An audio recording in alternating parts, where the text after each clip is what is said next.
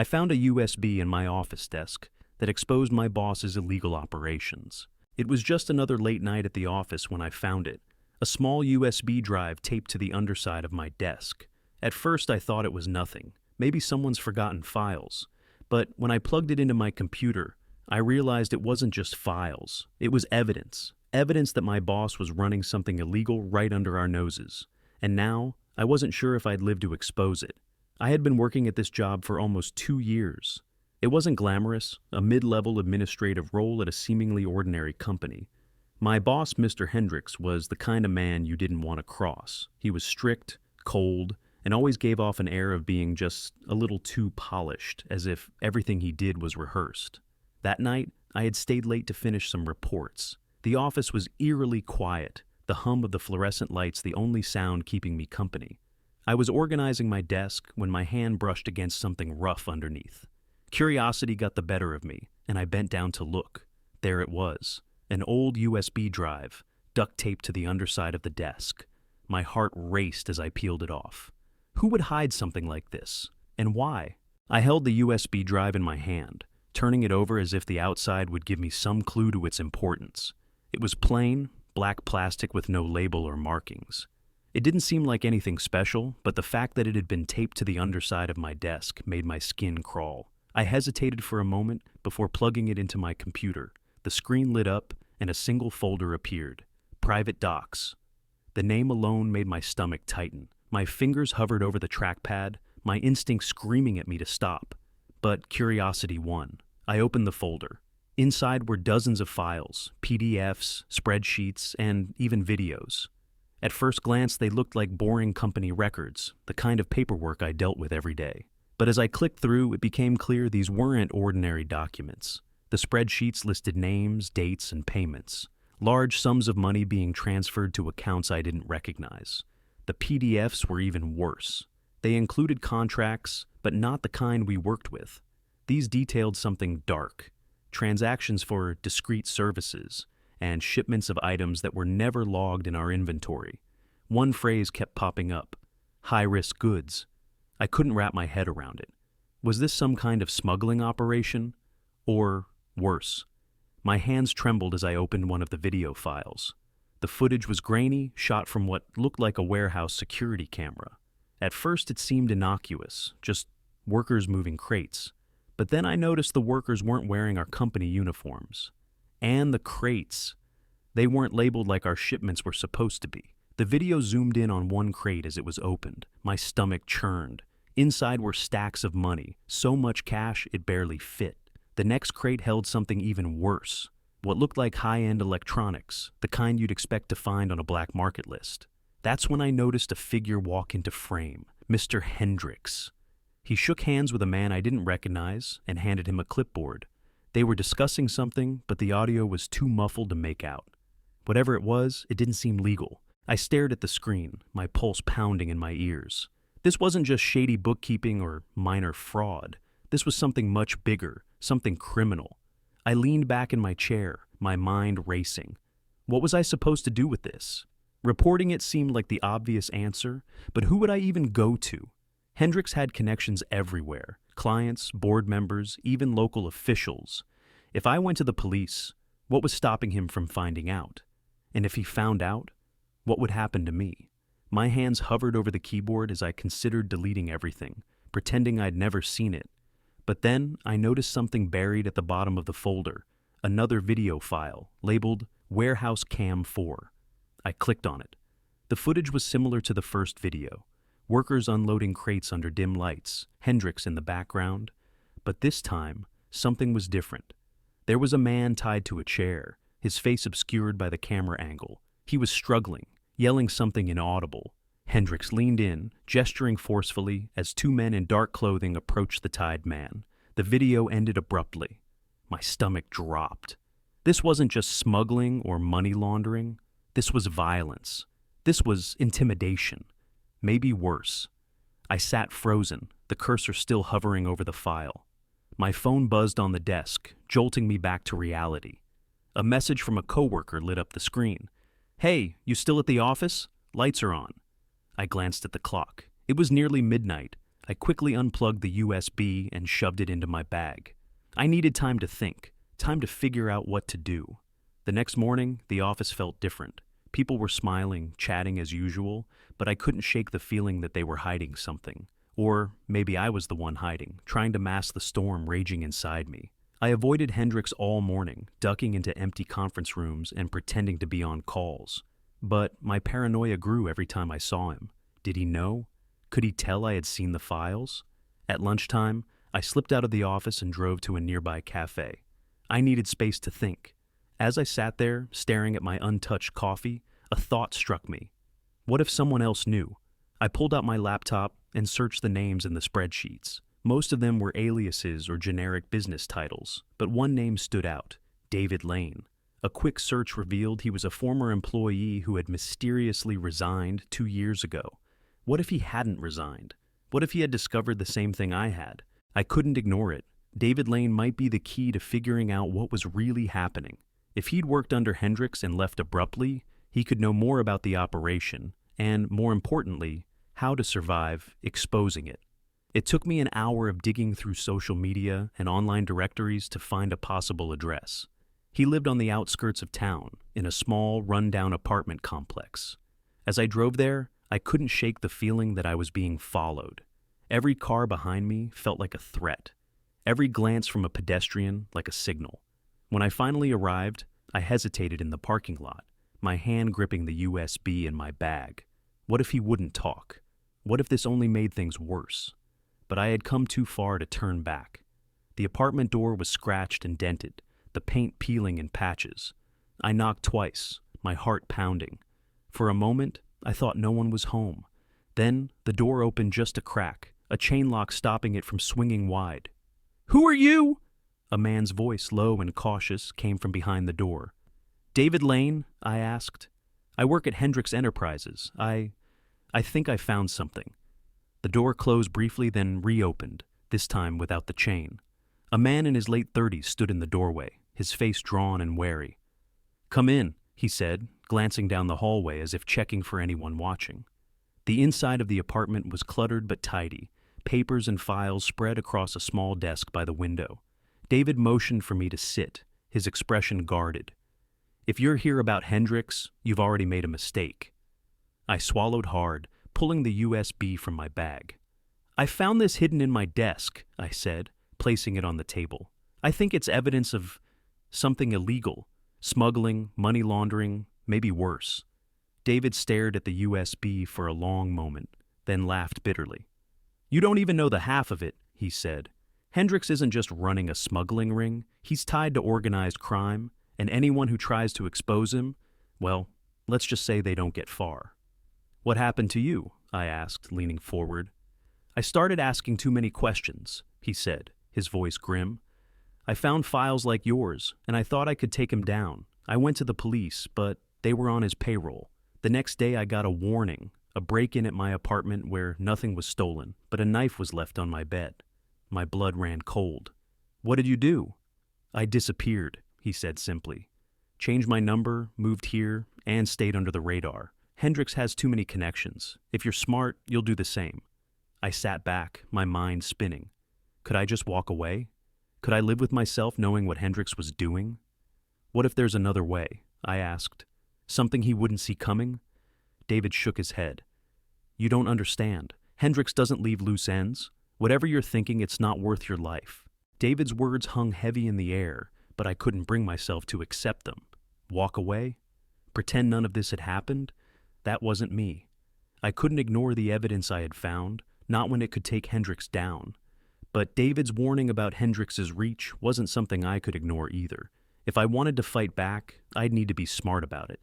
"What if I don't go to the police?" I asked, breaking the silence. "What if I take this to someone bigger, someone Hendricks can't touch?" David sighed, running a hand through his hair. "You mean the media," he said flatly. "It's risky. Hendricks controls more than just the local cops. He's got leverage on people in high places. If you go public, you'd better be ready to run." "Would you help me?" I asked, almost pleading. "You know more about this than I do. You could expose him." He shook his head immediately. "I've already burned that bridge. I came out of this alive because I stayed quiet. If I get involved again, it's game over for me." His words stung, but I understood. He'd already paid the price for crossing Hendricks. If I wanted to take this on, I'd be doing it alone. That night, back at my apartment, I stayed up researching investigative journalists. I needed someone fearless, someone who could take this story and run with it. After hours of digging, I found her. Megan Calloway, a reporter with a reputation for taking down corrupt corporations. Her exposés had led to arrests, firings, and even federal investigations. If anyone could help me, it was her. I sent her an email, attaching screenshots of the files from the USB. I kept it vague, explaining that I had stumbled onto something big but didn't feel safe discussing it over email. I hit send and sat back, my heart pounding. Now, all I could do was wait. The next morning, my inbox had a reply. Megan wanted to meet, discreetly. She suggested a coffee shop on the outskirts of town, far from prying eyes. I agreed, even as my stomach churned with nerves. When I arrived, Megan was already there, a sharp-eyed woman in her 40s with a no-nonsense demeanor. She wasted no time. "You said you have evidence," she began. "Show me." I handed her the USB, explaining everything, the files, the videos, and David's warnings. Her expression hardened as she listened, and when I finished, she sat back, tapping her fingers on the table. "This is big," she said finally. "If this checks out, it could blow the lid off Hendricks' operation. But you need to understand what you're getting into. If we go public, he'll come after you." "I know," I said, trying to keep my voice steady. "But I can't just do nothing." Megan nodded, her respect evident. "Okay," she said. "I'll dig into this, but you need to be careful. Watch your back, keep a low profile, and don't trust anyone." I left the meeting feeling a mix of hope and fear. For the first time, I felt like I had a real chance to expose Hendricks. But I also knew I was stepping into dangerous territory. Megan had the files, but if Hendricks found out I'd leaked them, it wouldn't matter. He'd come for me. For the next few days, I tried to act normal. I went to work, finished tasks, and avoided Hendricks as much as I could. But something was off. The office felt tense, like everyone was walking on eggshells. I couldn't tell if it was my paranoia or if Hendricks already knew about the USB. It wasn't long before my fears were confirmed. Late one afternoon, as I packed up my things to leave, Hendricks appeared at my desk. He was smiling, but it didn't reach his eyes. "Got a minute?" he asked, his voice smooth. I nodded, trying to keep my hands from shaking. He led me to his office, closing the door behind us. The blinds were drawn, and the room felt stifling. He motioned for me to sit, then leaned against his desk, arms crossed. "So," he began, his tone casual, "I heard you've been working late recently. Taking on extra tasks. That's dedication." I forced a smile, just trying to stay on top of things. He chuckled softly, but the sound sent chills down my spine. "That's what I like about you. You're thorough. You notice things others might overlook." His words hung in the air, and my heart pounded. Did he know? Was this a warning? I stayed silent, praying he wouldn't press further, but he did. Hendricks reached into his desk drawer and pulled out a familiar object. The USB drive. My stomach dropped. "You found this, didn't you?" he asked, holding it up between two fingers. I opened my mouth to deny it, but he cut me off. "Don't bother lying. I know everything. I've got eyes everywhere." He leaned in closer, his smile gone. "Now, here's what's going to happen.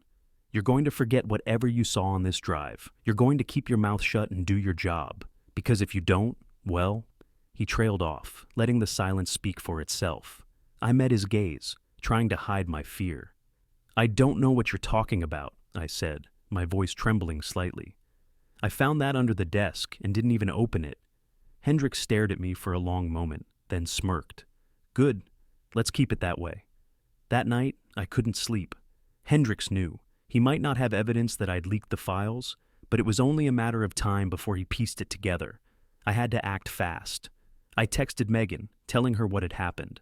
She responded almost immediately. "We need to move. Meet me tomorrow, same place." When I arrived at the cafe, Megan looked more serious than before. She slid a folder across the table.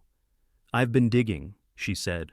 "And Hendricks isn't just running illegal operations. He's got connections to some very dangerous people. If we're going to take him down, we need more than the USB. We need a witness." I thought of David. He was the only one who knew the full scope of Hendricks' operation. But getting him involved would put his life at risk, and mine. Megan must have seen the hesitation on my face. "You have a choice," she said. "Walk away and hope Hendricks doesn't come after you, or we expose him together and end this for good."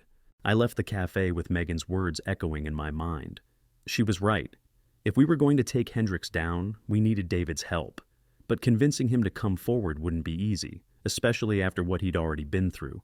Still, I couldn't shake the feeling that this was our only chance. I drove to David's apartment, my heart pounding the entire way. When I knocked on his door, it took a few minutes before he answered.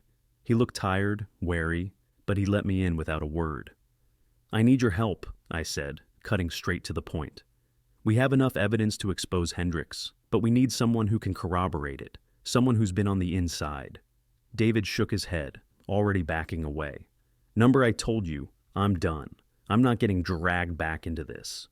"You don't understand," I pleaded. "Hendricks knows I found the USB. He's going to come after me, and Megan too, if we don't stop him first. This isn't just about justice anymore. It's about survival." He looked at me for a long moment, his expression torn. "You don't know what you're asking," he said finally. "If I testify, I'm signing my own death warrant, and yours." "I know the risks," I said, my voice firm. "But if we don't do this, Hendricks will keep getting away with it. More people will get hurt, maybe worse." David sighed, running a hand through his hair. "You don't get it. Hendricks has leverage on everyone. That's how he stays untouchable. If I come forward, he'll destroy me." "Then let's destroy him first," I said, my desperation growing. "Megan has connections. She can get this story out to people who can actually do something, federal investigators, journalists who aren't afraid of Hendricks. But we need your testimony to make it stick." For a moment, I thought he was going to throw me out. But then he sat down heavily, rubbing his temples. "If I do this," he said slowly, "we do it my way. No loose ends." Relief flooded through me, but it was quickly tempered by fear. This was it. We were all in now. The next few days were a blur. David gave Megan a detailed account of his time at the company, outlining everything he knew about Hendricks' operation. Megan cross-referenced his testimony with the files from the USB, building a case so airtight even Hendricks' connections wouldn't be able to poke holes in it. But as we worked, the tension grew. My phone buzzed constantly with unknown numbers, and more than once I noticed cars following me on my way home. Hendricks was watching, waiting for me to slip up. One night, as I was going over the files with Megan, my phone lit up with a text from an unknown number. "You're making a mistake. Stop, or you'll regret it." I showed Megan, my hands shaking. "He knows," I said. "He's coming for me." She placed a hand on my arm, her expression resolute. "Then, we don't give him the chance. We go public tomorrow." The next morning, I met Megan and David at her office. The air was thick with tension, but Megan's determination was unshaken. "This is it," she said, setting up her laptop. "I'm sending everything we've gathered to my contacts. Once it's out there, it'll be impossible for Hendricks to bury." David paced the room, his face pale. "He's going to come after us," he muttered. "You know that, right?" "He's already coming after us," I said, my voice steadier than I felt. "At least now, we'll have a fighting chance." Megan hit send, and just like that, the files were out of our hands. She had sent them to federal investigators, trusted journalists, and a few key contacts in law enforcement. The evidence was no longer just ours. It was everywhere, but the relief was short-lived. That afternoon, as I was leaving Megan's office, I noticed a black SUV parked across the street. Its windows were tinted, but I could feel eyes on me. I hurried to my car, my heart racing, and drove home with my hands gripping the wheel so tightly my knuckles turned white. The threats didn't stop. That evening, another text came through. "Last chance. Walk away, or we'll make you disappear." I showed it to Megan, who had received a similar message. "This is good," she said, trying to reassure me. "It means they're scared. They know we've backed them into a corner." But David wasn't convinced. "They don't get scared," he said. "They get dangerous." The next day I woke to the sound of shattering glass. My living room window was broken, the floor littered with shards. A rock lay among the debris with a note tied to it. "Final warning." My chest tightened as I called Megan. "They're escalating," I said, my voice shaking. "We need to move fast." But before I could finish, I heard a noise outside, tires screeching, followed by heavy footsteps on the porch. My phone slipped from my hand as the front door burst open, and two men in black suits stormed in. "Stay quiet, and you won't get hurt," one of them growled, grabbing me by the arm. My mind raced as they dragged me toward the SUV parked outside. Was this it? Was this how it ended? As they forced me into the back seat, my phone buzzed on the ground where I had dropped it. Megan. She would know something was wrong. I could only hope she'd act quickly. The SUV sped off, taking me to an abandoned warehouse on the outskirts of town. Inside, Hendricks was waiting, his expression colder than I'd ever seen. "You really thought you could outsmart me?" he sneered. "You're not the first to try." "You can't stop this," I said, my voice trembling. "The evidence is already out there. People know." Hendricks chuckled. "People know a lot of things, but they don't act without a push. And by the time they do, you'll be long gone." The cold air of the warehouse pressed against my skin, and the faint sound of dripping water echoed through the cavernous space. Hendricks leaned against a table piled with papers and files, his calm demeanor masking the danger beneath. The two men who had brought me here stood silently behind him, their presence a constant threat. "You've caused quite a mess," Hendricks said, his tone sharp. "But it's nothing I can't clean up. You're not the first person who thought they could bring me down, and you won't be the last." I glared at him, my fear giving way to anger. "The evidence is already out there. Your money, your deals, your threats, it's all exposed. You can't stop this." Hendricks smirked, unbothered by my words. "Evidence is just noise. People forget, get distracted. But you're a loose end I can't afford." Before I could respond, a sudden crash echoed through the warehouse. The sound of splintering wood and shouts filled the air as figures moved in from every direction. Hendricks' henchmen scrambled, reaching for their weapons, but it was too late. Megan had called the cavalry. The first wave of agents stormed in, their badges glinting under the harsh fluorescent lights. "FBI! Hands in the air!" they shouted, their voices cutting through the chaos. Hendricks froze, his expression finally cracking as he realized what was happening. One of the agents turned to me, her voice firm but kind. "Are you okay?" she asked, helping me to my feet. I nodded, barely able to process the scene unfolding around me. Hendricks tried to run, but the agents were faster. Within moments, he was on the ground, his hands cuffed behind his back. "You don't know who you're dealing with," he shouted, his calm demeanor replaced by rage. "This won't end here." As they dragged him away, Megan stepped into the warehouse, her face lit with determination. "You did it," she said, placing a reassuring hand on my shoulder. "You gave them what they needed to take him down." "It's not over," I whispered, watching as Hendricks was led out the door. "He's got connections. He'll try to wriggle out of this." Megan nodded. "Maybe, but now the spotlight's on him. The FBI doesn't take kindly to people like him." In the days that followed, the story broke wide open. Megan's report went viral, detailing the full extent of Hendricks' criminal empire. The files, David's testimony, and the footage from the USB painted a damning picture that even his connections couldn't deny. David stayed in protective custody, finally free from years of hiding. As for me, I couldn't go back to my old life. Hendricks might have been taken down, but his shadow still loomed large. I packed my things and left town, starting over somewhere new. But even in my new life, I couldn't forget what had happened. Hendricks had shown me the depths of corruption and the cost of exposing the truth. And while the fight had left scars, it also gave me a new purpose. What would you do if you were in my shoes? Would you risk everything to expose the truth, or would you walk away to save yourself? Let me know in the comments. I'd love to hear your thoughts.